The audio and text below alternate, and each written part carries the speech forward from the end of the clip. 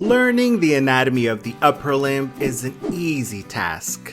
Said no one ever. Your shoulder, arm, and hand are made up of hundreds of structures that work together to allow you to grab things, clap, and if you're into the gym, do pull-ups. But how do you memorize the names of that many structures while learning the important information about each one of them? At Kenhub, we have a lot of experience with making the meanest topics look adorable. That is why we set out to create this Vimeo video series on the anatomy of the upper limb.